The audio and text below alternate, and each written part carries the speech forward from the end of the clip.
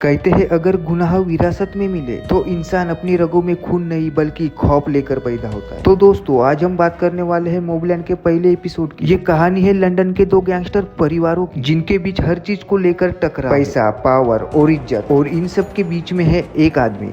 तो आइए शुरू करते हैं। एपिसोड की शुरुआत सामने बहुत सारे लोग बैठे हैं। दरअसल यह लोग माफिया गैंग के लोग हैं और इन दोनों माफिया गैंग के बीच आपस में बन नहीं रही। हैरी उन्हें समझाने की कोशिश करता है कि प्लीज बात को समझो, लड़ाई में कुछ नहीं रखा, इसलिए तुम दोनों गैंग्स आपस में हाथ क्यों नहीं मिला लेते। लेकिन वह दोनों माफिया गैंग्स एक दूसरे से हाथ मिलाने से मना कर देते हैं। हैरी तो बेचारा प्रॉब्लम को सॉल्व करने की कोशिश कर रहा था, लेकिन वह गैंग वाले लोग मान ही नहीं रहे थे। इसलिए हैरी बोलता है कि मैं थोड़ी देर में आता हूँ, तुम दोनों डिसाइड कर लो। और हैरी यहाँ से अपने बॉस कोनार्ड से मिलने चला जाता है, जिसके लिए वह काम करता है।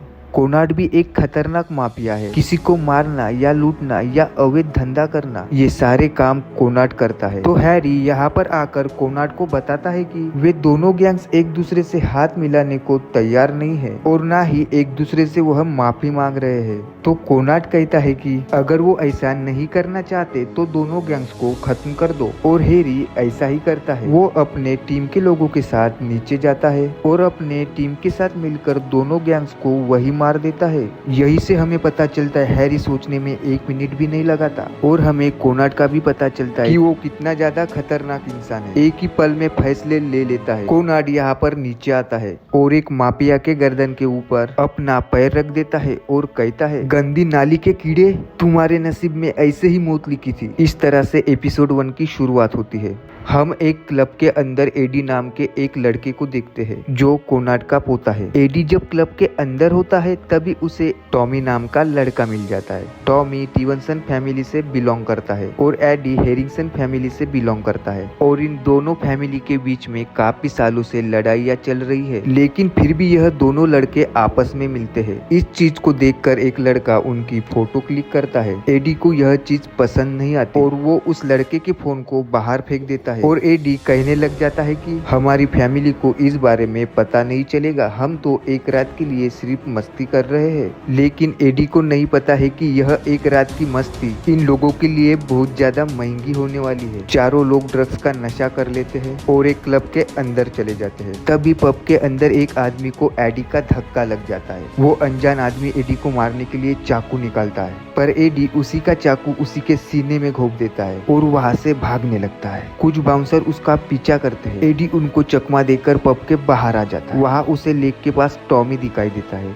वो टॉमी के पास जाता है और चाकू लेक के अंदर फेंक देता है। दोनों वहाँ से चले जाते हैं। आगे सीन शिफ्ट होता है और हम देखते हैं कोनार्ड को जो मछली पकड़ रहा है। उसी समय आर्ची नाम का एक वकील घर आ जाता है। आर्ची कई सालों से हैरिंगन परिवार की सेवा कर रहा है। उसका भाई भी हैरिंगन फैमिली की सेवा करते करते मर गया। आर्ची कोनार्ड से मिलने से पहले उसकी बीवी मीवी से टकरा जाता है। मीवी आर्ची को खास पसंद नहीं करती। वो कहती है तुम तो मर गए थे। आर्ची कहता है वो मैं नहीं था, वो मेरा छोटा भाई था। और आर्ची वहाँ से निकलकर कोनार्ड से मिलता है। कोनार्ड ने उसे एक काम दिया था, दुश्मन फैमिली स्टीवनसन की कुछ जमीन खरीदने का। आगे कोनार्ड मिकी से कहता है मैंने एक प्लान बनाया है, आज फैमिली के सारे मेंबर को बुलाओ। उसी समय सीन शिफ्ट होता है और हमें दिखाया जाता है कोनार्ड के बेटे को। कोनार्ड का बेटा जो एडी का फादर होता है वो हैरी को कॉल करता है। कुछ देर बाद हैरी उसके घर आता है और एडी से पूछता है तुमने क्या क्या सबूत क्राइम सीन में छोड़ के आए हो। एडी कुछ बोलता ही नहीं। आगे हैरी उस पब के अंदर जाता है और सीसीटीवी फुटेज मिटाने को कहता है। पहले तो पब का मालिक इनकार कर देता है, लेकिन अपना हैरी उन दोनों को गन दिखाकर उन्हें झुका ही देता है और वहाँ से सीसीटीवी फुटेज डिलीट कर एडी ने जिस आदमी को चाकू मारा था उस आदमी से मिलने हॉस्पिटल चला जाता है। हैरी उसे भी धमकाता है अगर तुमने पुलिस को गवाही दी तो अगला दिन तुम नहीं देख पाओगे। वो आदमी मान जाता है क्योंकि उस आदमी को पहले पता नहीं होता हैरिंगसन फैमिली कौन है, नहीं तो वो एडी को हाथ ही नहीं लगाता। आगे हैरी घर जाता है। उसकी एक पत्नी और बेटी होती है। हैरी ने उन सब से अपनी पहचान छुपा के रखी है। इधर स्टीवनसन का लड़का अभी तक घर वापस नहीं आया। स्टीवनसन की बीबी स्टीवनसन को बताती है कि कल रात से टॉमी का पता नहीं है। आगे स्टीवनसन अपने एक गैंग के बंदे को टॉमी का पता लगाने भेजता है। वो बंदा पब के मालिक को कुछ पैसे देकर सच्चाई बाहर निकालता है और स्टीवनसन को कॉल करता है और स्टीवनसन को बताता है, बॉस बुरी खबर है, टॉमी कल रात दुश्मन परिवार हैरिंगन के बेटे टॉमी के साथ था। वो गुस्से में एडी के फादर को कॉल करता है और उसे धमकाता है, अगर मेरे बेटे का एक भी बाल बाका हुआ तो मैं पूरे हैरिंगन फैमिली को जिंदा जला दूंगा। आगे एडी का फादर जो हैरिंगन फैमिली का बेटा होता है वो हैरी को कॉल करता है। कुछ समय बाद हैरी और स्टीवनसन एक मीटिंग करते हैं। स्टीवनसन हैरी से कहता है,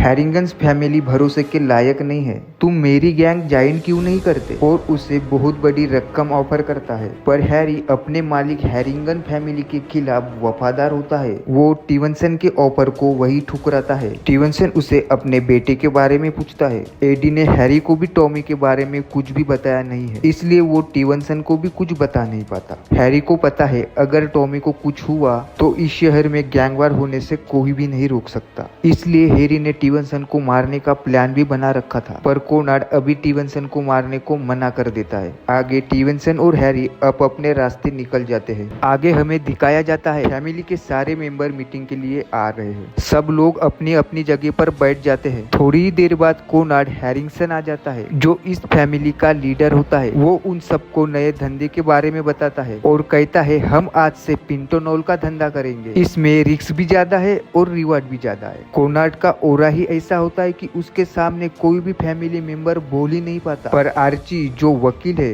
वो बीच में बोल देता है और इस प्लान का विरोध करता है और अपने मौत के बुलावे को बुला लेता है। कोनार्ड भरी सभा के अंदर आर्ची को वही गोली मार देता है। ये देखकर बाकी फैमिली मेंबर चौंक जाते हैं। इवन कोनार्ड भी दुखी होता है क्योंकि कई सालों से मिकी इस फैमिली के लिए काम करता था। पर मी भी खुश होती है और मी भी हैरी को बुलाने को कहती है और एपिसोड यहीं पर खत्म हो जाता है। चलो गाइज, मिलते हैं नेक्स्ट वीडियो में।